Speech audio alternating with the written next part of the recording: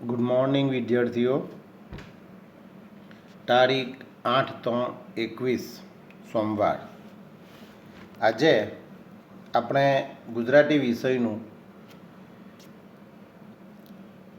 જે તમને માળખું મોકલ્યું છે, પ્રથમ સત્રાંત નિદાન કસોટીનું જે માળખું મોકલ્યું છે તેની વિગતે ચર્ચા કરીશું. પરીક્ષા વાલીઓના ફોન આવ્યા છે પરીક્ષાના અનુલક્ષીને. તો પરીક્ષા તમારે ઘરેથી જ આપવાની છે, શાળામાં આવવાનું નથી. પીડીએફ ફાઇલ મોકલવામાં આવશે. એ ફાઇલની પ્રિન્ટ આઉટ તમારે કરાવવાની છે અને પેપરમાં જ જવાબ લખીને શાળાએ આપવાના છે. 6 થી 8 વાળાએ જે શાળાએ આવે છે છોકરાઓ, તે લોકો માટે શાળામાં જ પરીક્ષા છે, એમણે સપ્લિમેન્ટરીમાં લખવાનું છે. પણ આપણે ધોરણ 3, 4, 5ના વિદ્યાર્થીઓ જેઓ શાળાએ આવતા નથી, તેના માટે પીડીએફ ફાઇલ દ્વારા રોજ પરીક્ષાના ટાઈમ ટેબલ પ્રમાણે સમયસર પેપર મોકલવામાં આવશે. તમારે પીડીએફ ફાઇલની પ્રિન્ટ આઉટ કરાવી લેવાની ઝેરોક્સવાળાને ત્યાંથી, અને પછી એનું પેપરમાં જવાબ લખીને શાળામાં જે સમય આપશે તે સમયે બધે વિષયની પરીક્ષાના પેપર જેમ યુનિટ પરીક્ષામાં આપ્યા છે તેમ તમારે આપવા આવવાનું છે. એટલે શાંતિથી સારા અક્ષરથી પેપર લખવાનું, એમાં ઉતાવળ કરવાની નથી અને ગભરાવાનું કશું નથી કે સાહેબ આટલો બધો સિલેબસ છે, આટલું બધું. આપણે દર વર્ષે આ જ રીતની પરીક્ષા શાળામાં પરીક્ષા ખંડમાં લખવાની હોય છે, જ્યારે અત્યારે તમારે ઘરે લખવાની છે. તો વાલી મિત્રોને નમ્ર વિનંતી કે તેઓ ખોટું છોકરાઓને ગભરાવો નહીં અને ટેન્શન નહીં આપો.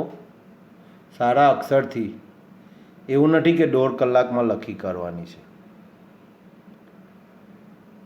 એને સમય આપો, સારા અક્ષરથી લખશે. અને સમજ નહીં પડી હોય તો તમે મને પૂછજો. માળખામાં પણ સમજ નહીં પડે તો મેસેજ કરજો, એટલે હું તમને જવાબ આપીશ, અને કોલ કરશો તો પણ તેનો જવાબ આપીશ. 12 થી 5 સુધી અમે શાળામાં જોઈએ છીએ.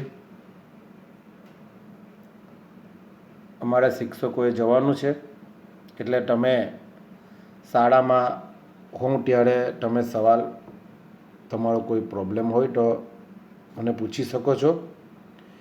હવે આપણે વિષય પર આવીએ કે ગુજરાતી વિષય.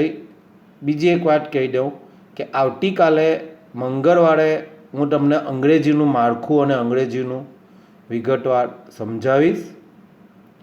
આજે ગુજરાતી સમજીએ. એક જ દિવસે બધા જ વિષયનું સમજવાનું તમને અઘરું લાગશે. આજે ગુજરાતીનું પુનરાવર્તન પણ હું તમને આપું છું. જે વાલીઓને ડર છે, જેને બીક લાગે છે કે સાહેબ આટલા બધા સવાલ કેવી રીતના મોડે કરીશું, તો એ મિત્રોને જણાવવાનું કે દર વર્ષે આગલા ધોરણમાં જે છોકરાઓ હતા, હમણાં 4થા 5મામાં ગયા, તે લોકો વાર્ષિક પરીક્ષા અને સત્રાંત પરીક્ષામાં આ જ પ્રમાણેના સવાલ જવાબો વાંચીને પરીક્ષા ખંડમાં પેપર આપતા હતા, જે તમારે ઘરે આપવાનું છે. બરાબર? તો આપણે તમને તેનું પણ તમને ટૂંકા સવાલ અને લાંબા સવાલ પણ તમને પુનરાવર્તનમાં આપી દઈશ. તેટલું જ તમારે વાંચવાનું. બરાબર? તો આપણે મુદ્દાસર સમજીએ પ્રશ્ન વાઇઝ. તો પ્રશ્ન પહેલાં તો અભ્યાસક્રમ. આપણે પ્રથમ સત્રના 5 પાઠ છે. પહેલો, બીજો, ત્રીજો, ચોથો, પાંચમો પાઠ છે. એ 5 પાઠ આપણે અભ્યાસક્રમમાં લીધા છે અને એ 5 પાઠમાં આવતા ગીતો આપણે અભ્યાસક્રમમાં લીધા છે. એટલે કે એનું દરેક વસ્તુ આપણે અભ્યાસક્રમમાં આવડી લીધું છે.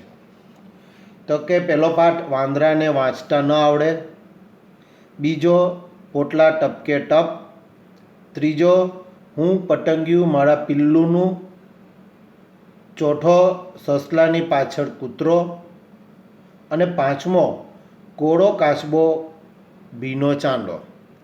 આ 5 પાઠ આપણે કોર્સમાં છે પહેલા સત્રાંતના.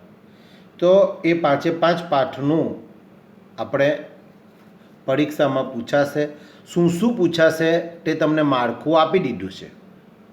એટલે એ માળખા સિવાય વધારાનું તમારે સ્વાધ્યાય પોથીમાંથી કશું પણ વાંચવાનું નથી. વિદ્યાર્થીઓને, બાળકને વધારે પડતો કશો લોડ આપવાનો નથી. સ્વાધ્યાય પોથીમાં જે માળખામાં આપ્યું છે તેવું જ વાંચવાનું છે. અને આ ખાલી જગ્યા ને એ બધું તો આપણે ચોપડીમાંથી સમજ્યા છે, એટલે તમને એમ જ આવડવાનું છે. સામાન્ય જ્ઞાનનું ખાલી જગ્યા એવું છે, બરાબર. અને બીજું કે અંદર જે ગીત છે તે ગીત પણ આપણે પૂછ્યું છે પ્રશ્ન 1 બમાં, બરાબર. તો એ હું તમને વિગતે જે કહું છું તે ધ્યાનથી સાંભળી લેજો, સમજી લેજો. જો સમજ નહીં પડે તો મને પૂછજો, પણ પહેલાં વિડીયો બરાબર સાંભળજો, સમજજો, પછી એ ફોટા જોઈને મને ફોન કરજો નહીં સમજ પડે તો. બધું એકદમ પારદર્શક તરીકે બધું આપી જ દીધું છે. સ્પષ્ટ તમને સમજ પડે એ રીતનું આપ્યું છે કે જુઓ, પ્રશ્ન 1 નીચે આપેલા પ્રશ્નોના એક વાક્યમાં જવાબ લખો. તો પેપરમાં જ તમારે જવાબ લખવાના છે. આખા વાક્યમાં જવાબ લખવાના છે 7. 7 જ આપ્યા હશે, 7 જ તમારે લખવાના છે, બરાબર. તો આપણે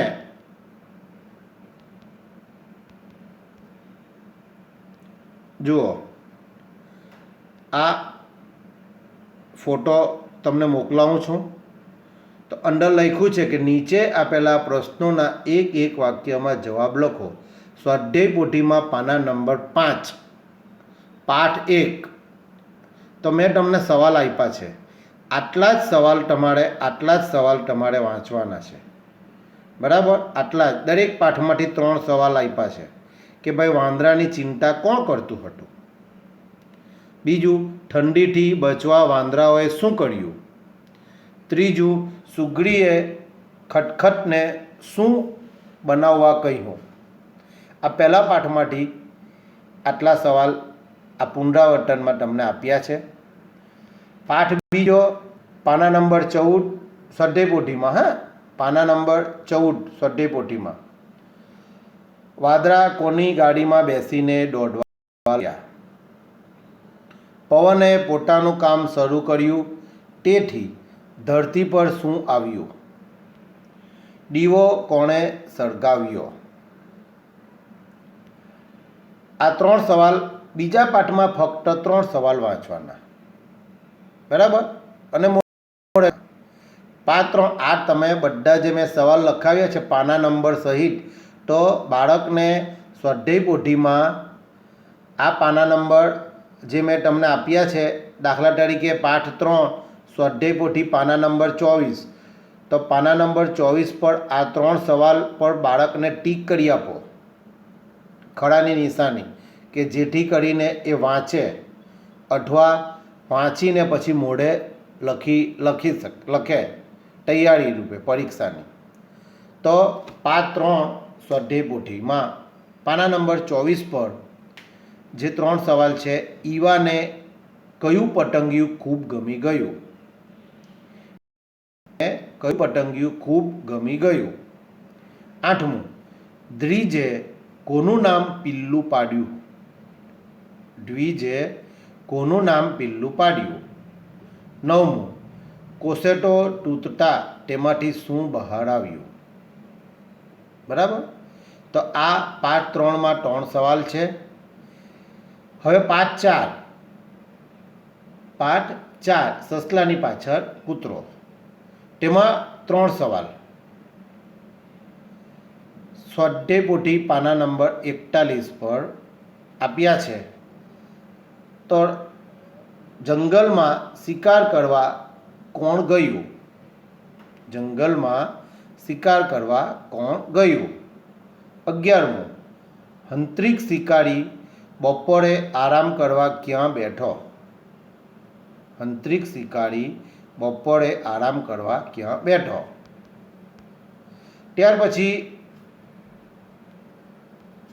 12મું, શું જોઈને એક્સપ્રેસ ડોગીના મોંમાં પાણી આવ્યું? શું જોઈને એક્સપ્રેસ ડોગીના મોંમાં પાણી આવ્યું? હવે પાઠ 5 કોળો કાચબો ભીનો ચાંદો, તેમાં સ્વાધ્યાય પોથીમાં પાના નંબર 55 પર 3 સવાલ આપ્યા છે કે વાંદરાના પરિવારના સરદારનું નામ શું હતું? વાંદરાના પરિવારના સરદારનું નામ શું હતું? 14મો સવાલ, બધા વાંદરા ક્યાં સૂઈ રહેતા? બધા વાંદરા ક્યાં સૂઈ રહેતા? અને 15મો, તળાવના શાંત પાણીમાં શું દેખાતું હતું? બરાબર.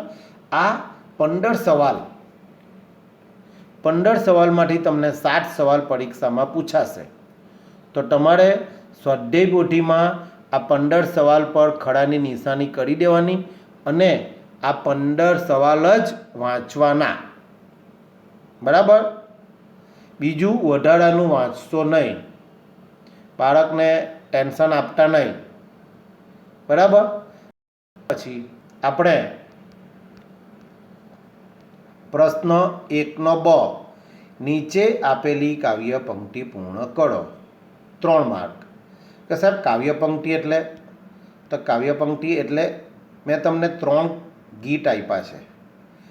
પ્રશ્ન 1બ, કાવ્ય પંક્તિ પૂર્ણ કરો. પાના નંબર 16, પેલા પંખીને જોઈ. તો ચોપડીની અંદર પાઠ 2 ચોપડીમાં પાના નંબર 16 પર આપણને પોટલા ટપકે ટપ પાઠ 2 તેમાં પાના નંબર 16 પર આપ્યું છે, પેલા પંખીને જોઈ મને થાય, એના જેવી જો પાંખ મળી જાય તો આભલે ઉડ્યા કરું, બસ ઉડ્યા કરું. ઘડિયાળમાં 10 વાગે ટન ટન ટન, બા મને ખોડવા લાગે, બચું ક્યાં બચું ક્યાં બચું ક્યાં. હું તો આભલે ઉડ્યા કરું, ઊંચે ઊંચે ઉડ્યા કરું, પેલા ડુંગળાની ટોચે મારી પાંખ જઈ પહોંચે, બા ઢીંગલી જેવા બાપુ ઢીંગલા જેવા, નાના નાના નાના નાના જોઉં હું તો છાના માના, આભલે ઉડ્યા કરું. આ કાવ્યમાંથી તમને થોડું કાવ્ય પૂછાશે. બરાબર. જ્યાંથી કાવ્ય પૂછાય ત્યાંથી જ્યાં સુધીનું કાવ્ય પૂછેલું હોય તો ત્યાં સુધીનું કાવ્ય તમારે પૂરેપૂરું લખવાનું. બરાબર છે. બીજું કાવ્ય તમને પાઠ 3માં ગીત આપ્યું છે પાના નંબર 31 પર. પતંગિયાને આંગળી 1800 ના ભાઈ, પતંગિયાને આંગળી 1800 ના ભાઈ, નળિયું નાજે એ નાનું, મીઠડું મીઠડું અને મજાનું, અડવા જશો ના લલચાય, પતંગિયાને અડશો ના ભાઈ.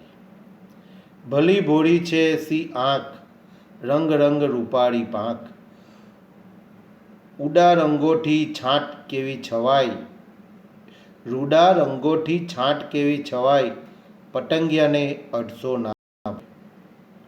ફૂલોથી ફૂલે ફરી ફરીને, ફૂલોથી ફૂલે ફરી ફરીને, બેઠું જોને જરા ઠરીને, જોયા કરો ઢળાય ઢળાય, જોયા કરો ઢળાય ઢળાય, પતંગિયાને અડશો ના ભાઈ. પુંજાલાલ નામના કવિએ આ ગીત લખ્યું છે. તો આ ગીતમાંથી પણ તમને અડધું ગીત ક્યાંથી ક્યાં સુધીના 2 ફકરા પૂછાશે. તો જ્યાંથી પૂછાય ત્યાંથી તમારે એ ફકરા લખવાના, બરાબર.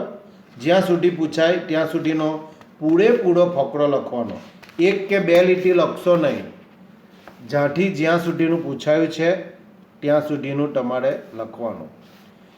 પછી ત્રીજું એક ગીત છે પાઠ 5 પર પાના નંબર આપણને 72 આપ્યું છે. પાના નંબર 72 પર મારા ફળિયાને લીમડે પોપટ રમે, એની ગોળ ગોળ આંખ, એની લીલી લીલી પાંખ, એ તો બોલતો ને ઉડતો સૌને ગમે, મારા ઘરને આંગણે ચકલી રમે, એની ઝીણી ઝીણી આંખ, એની નાની નાની પાંખ, એ તો રમતી ને ઉડતી સૌને ગમે, મારી નાનકડી બહેન ઘરમાં રમે, એની કાલી કાલી બોલી, એની આંખ ભોળી ભોળી, એ તો રમતી ને હસતી સૌને ગમે. ઝીણાભાઈ દેસાઈ કે જે સ્નેહરશ્મિના નામથી ઓળખાતા એવા કવિએ આ ગીત લખ્યું છે. તો તમારે આ 3 કાવ્ય વાંચી જવાના છે, મોઢે કરવાના, અને એમાંથી એક કાવ્ય પંક્તિ, એક ગીત પૂછાશે. એ ગીતની જેટલી લીટી તમને પૂછાય, જ્યાંથી પૂછાય તે પંક્તિઓ તમારે લખવાની રહેશે, બરાબર. ચાલો, ત્યાર પછી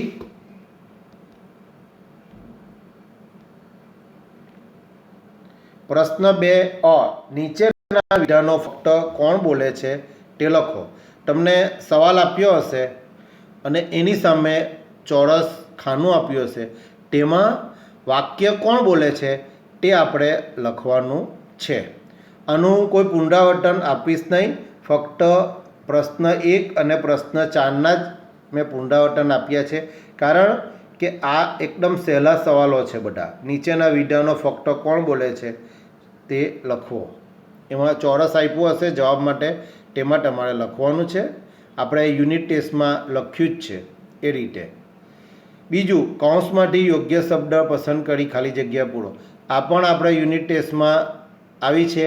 એ રીતની પરીક્ષામાં બહુવચન અથવા જાતિ, નર જાતિ, નારી જાતિ, કેવો, કેવી, કેવું, તેમાંથી પૂછાશે, બરાબર. એટલે એની પણ તમારે ખાલી સામાન્ય જ્ઞાન પૂરતી જ છે, એમાં એવું કંઈ એ નથી. એટલે એ તો ચોપડીની બહારથી પણ પૂછાઈ શકે, એને અનુલક્ષીને આપણી ચોપડીમાં એવી બધી ખાલી જગ્યા અને એ આપ્યું જ છે કે જે આપણને ચોપડીમાં નહીં પણ હોય પણ આપણને એ અનુસંધાનમાં સંયોજક, વિશેષણ, એ બધા કાઉન્સવાળા ખાલી જગ્યા છે, બરાબર. ને સમજ નહીં પડે તો તમે મને પૂછજો. પ્રશ્ન 3 નીચે આપેલા ખરા વાક્યો સામે ખરાની અને ખોટા વાક્યો સામે ખોટાની નિશાની કરો. આ પણ એકદમ ઇઝી છે. એકદમ તમે વાક્યો વાંચશો એટલે તમને વાક્ય તરત ખબર પડી જશે. એની બાજુમાં ચોરસમાં ખાલી જગ્યા આપી હશે, તે તમારે ખાલી જગ્યામાં ખરું કે ખોટુંની નિશાની કરવાની છે, બરાબર. પછી પ્રશ્ન 3 નીચેના શબ્દોના વિરોધી અર્થવાળા શબ્દો કોષ્ટકમાંથી શોધી તેની ફરતે લંબગોળ કરો અને સામે જવાબ લખો. આ પણ આપણે બીજી એક એકમ કસોટીમાં આપણે કર્યું છે. તે રીતના તમને બાજુ પર વિરોધી શબ્દ આપી દીધા હશે અને એનો જવાબ તમને ચોરસ ખાનામાં આપ્યો હશે કોષ્ટક બનાવીને. તો એવા કોષ્ટકમાંથી એ વિરોધી શબ્દનો જે શબ્દ તમને આપ્યો છે જમણી બાજુ, તેનો વિરોધી શબ્દ કોષ્ટકમાંથી શોધવાનો, એની સામે લખવાનો અને કોષ્ટકમાં લંબગોળ કરવાનો, બરાબર. 5 માર્કનો દાખલો એ સવાલ છે, કોષ્ટક આપેલું હશે જવાબ પણ તમને આપી દીધા છે. બસ આપણે ફક્ત ધ્યાનથી જરા જોઈને કોષ્ટકમાંથી એ વિરોધી શબ્દ પસંદ કરી શોધી સામે આપેલા શબ્દની સામે ચોકડીનું નિશાન પણ કરેલું છે અને ખાલી જગ્યા આપી હશે તેમાં એ શબ્દ લખો અને કોષ્ટકમાં લંબગોળ કરો. બરાબર. ચાલો હવે પ્રશ્ન 4 નીચે આપેલા પ્રશ્નોના 2 થી 3 વાક્યમાં જવાબ લખો. 8 માર્કનું છે. બરાબર. 8 માર્કના. કેટલા પૂછાશે સાહેબ? તો કે 4 પૂછાશે. બરાબર. 2 માર્કનો એક છે. આ ખાસ તમે ધ્યાન રાખજો. 2 માર્કનો એક સવાલનો જવાબ છે, લાંબા સવાલ છે એટલે 4 પૂછાશે. બરાબર. એ 4નું પુનરાવર્તનમાં મેં તમને 8 સવાલ આપી દીધા છે. તમારે એ જ વાંચવાના છે. એ હું તમને બતાવું છું. ત્યાર પછી પ્રશ્ન 4નો બ, નીચે આપેલો ફકરો સારા અક્ષરે ફરીથી લખો. આમાં મને લાગતું છે કંઈ સમજાવવા જેવું નથી. તમને જે ફકરો આપ્યો છે પેપરમાં તેની નીચે જગ્યા છોડી છે તે જ ફકરો તમારે સારા અક્ષરે પાછો લીટીને માથું અડે, અક્ષરનું માથું અડે એ રીતના લખજો. જો નીચે પગ અડે અક્ષરના તો માર્ક કપાઈ જશે. બરાબર.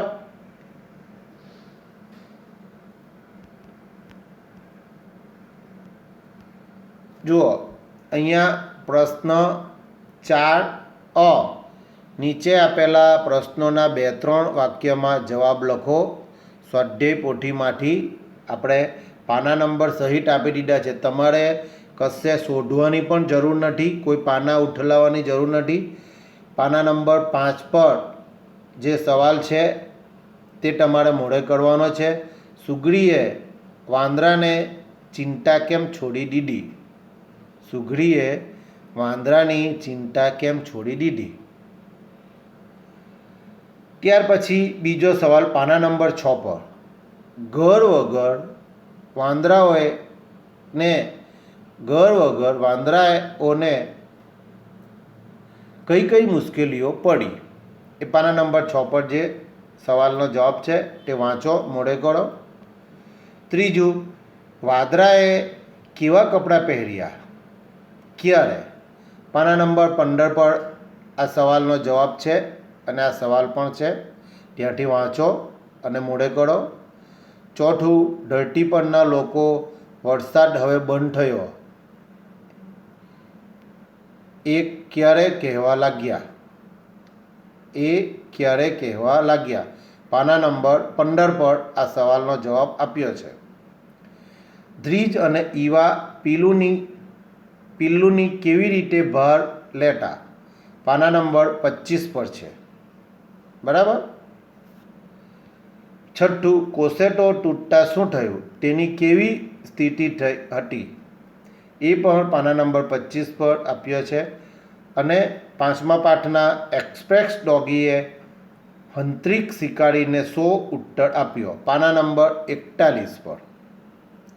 અને છેલ્લો સવાલ, મોટા વાંદરાઓ આખો દિવસ શું કરતા? પાના નંબર 57 પર.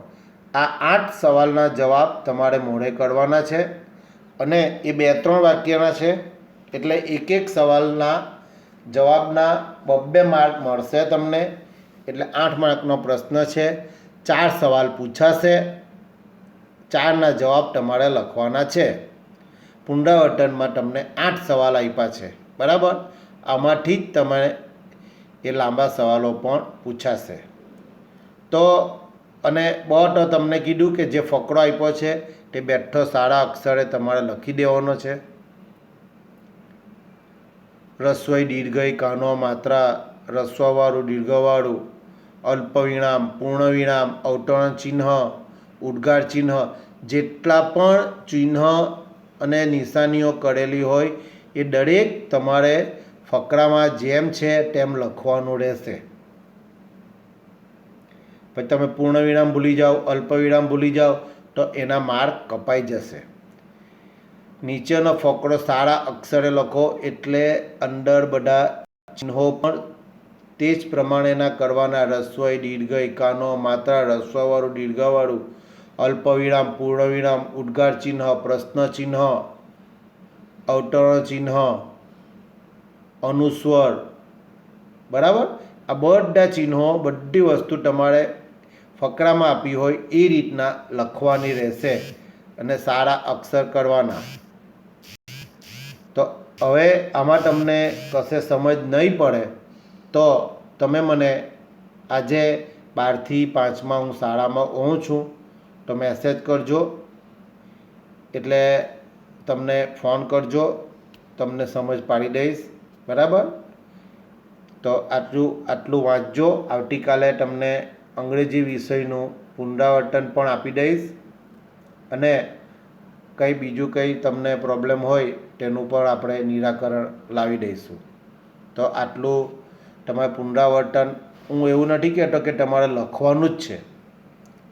તમે લખો તો તમને કામ લાગશે. બરાબર. તો વાંચતા લખી જાઓ એકવાર તો મોડે થઈ જશે. અને ખાલી જગ્યા કોણ બોલે છે એ બધું તમારે કશું વાંચવાની જરૂર નથી. એ તમે પેપરમાં જોશો એટલે તમને ખ્યાલ આવી જ જશે.